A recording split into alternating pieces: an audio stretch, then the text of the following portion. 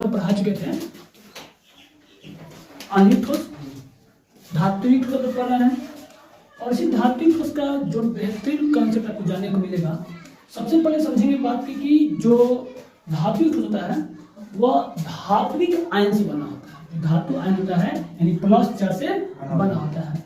उसमें minus charge भी होगा लेकिन उसको समझेंगे कंसेप्ट धीरे धीरे। सबसे पहले क्या होता है कि जो अभी टॉपिक चल रहा था वो क्रिस्टल के प्रकार में पढ़ रहे थे, तो वो धात्विक था। तो धात्विक जो ठोस होता है वो धात्विक आयन से बने होते हैं यानी कि प्लस चार्ज से बने होते हैं। उसके बाद क्या होता है, जो इलेक्ट्रॉन होते हैं, आप जो माइनस चार्ज देख रहे हो, ये मुक्त अवस्था में होता है। क्या होता है? और पूरी तरह से क्या होता है, सजे होते हैं। समुद्र की जो समुद्र में धनायन एक समूह में डूबा हुआ होता है, उस टाइप को देख रहे हो कि जो माइनस माइनस है और उसमें प्लस चार्ज का हुआ है, डूबा हुआ है। अब बात करेंगे कि स्वतंत्र इलेक्ट्रॉन के कारण धातु में क्या होता है, चालकता होती है, यानी कि उष्मा और विद्युत का क्या होता है, सुचालक होता है। यहाँ कोई दिक्कत तो नहीं है। अब बात करेंगे कि इसमें इलेक्ट्रॉन में गतिशीलता होती है और गतिशीलता होने के कारण उसमें क्या होता है, चमक होता है, रंग बिरंग के पाए जाते हैं। अब आगे बात करिएगा विद्युत का बता दिया मैंने। और ये धातु होता है, जानकारी आपको बता दें कि ये धातु के क्या होता है, धातु में तन्यता गुण पाया जाता है और तन्यता का मतलब होता है उसको पीट कर तार बनाया जा सकता है, या अब उसमें आघातवर्धनीयता पाया जाता है। आघातवर्धनीयता का मतलब होता है उसको पीट कर चादर बना। देखना सब जो ज्वेलर्स बनते हैं, गाना पूरी बनता है, खासकर जो लड़की लोग कान पहनता है, उसमें देखना कि जिस टाइप का डिजाइन करा होता है, पतला तार होता है, पतला चादर जैसा होता है, वो क्या होता है, आघातवर्धनीय और तन्यता के कारण होता है। बात करते हैं पे इसके दौड़नाक और खतरनाक होता है, उच्च होता है। उच्च का मतलब है ये हार्दिक पिघलाने के लिए हाई टेम्परेचर चाहिए, या गलाने के लिए जो भी होता है दौड़नाक कितना टेम्परेचर का चाहिए, हाई या सबसे लो चाहिए, इसके लिए यहाँ पे होता है। अब बात करते हैं इसके जो घनत्व होते हैं सबसे अधिक मात्रा में पाया जाता है, घनत्व का तो अधिक होता है। और यहाँ पर इसका टोटली गुण की अगर बात करें, यहाँ पे अगर पूछ रहे कि सबसे अधिक तन्यता किसका पाया जाता है, यानी कि सोना का। सोना को मैं आपको अगर 8th क्लास और 10th क्लास में पढ़े होंगे तो बताया गया है कि शायद वो 1 ग्राम सोना 2 किलो तार बनाया जा सकता है, शायद इसको किताब में दिया था। अब बात करते हैं विद्युत का सुचालक। विद्युत का सुचालक अगर सबसे कोई अधिक मात्रा में विद्युत सुचालक वो है तो चांदी है। क्या है?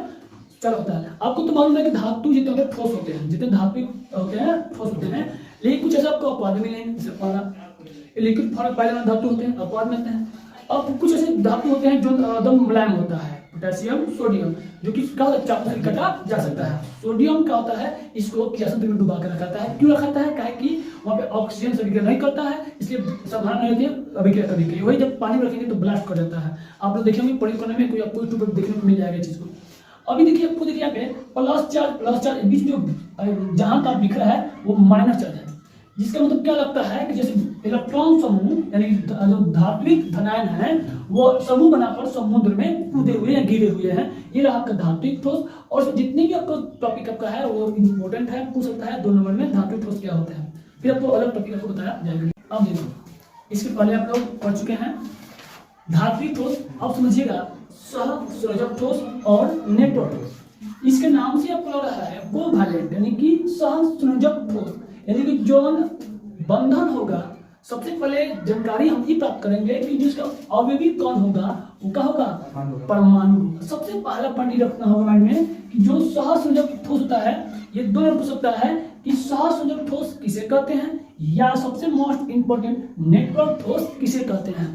तो याद रखिएगा इसका बनाइए कैसे, लिखना कैसे होगा कि इसकी जो अवयवी कौन होते हैं, परमाणु होते हैं, और परमाणुओं में कौन सा बंधन रहेगा, इसके नाम से ही छिपा है सहसंयोजक बंधन। और ऊपर का चिन्ह मतलब कि अधिक मात्रा में मजबूत सहसंयोजक ठोस रहेगा।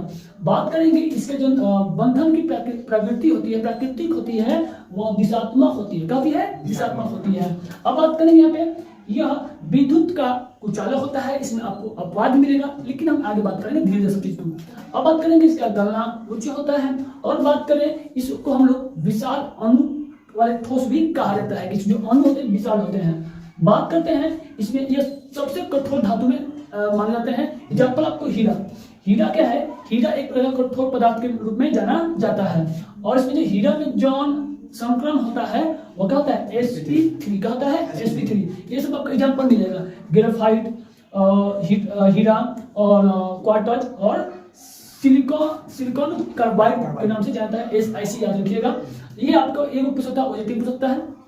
जबकि धातु जो भी पढ़े इसके पहले धात्विक ठोस पढ़े हैं, इसमें सोना, चांदी, कॉपर, एल्युमिनियम, लोहा इतने सब इसमें आ जाता है। अब लेकिन इसमें जो सवाल बनेगा, सबसे बड़ा सवाल बनेगा ग्रेफाइट। ग्रेफाइट क्या है? ग्रेफाइट कौन सा क्रिस्टल होता है? तो याद रखिएगा इसको, ये आपका नेटवर्क ठोस होता है।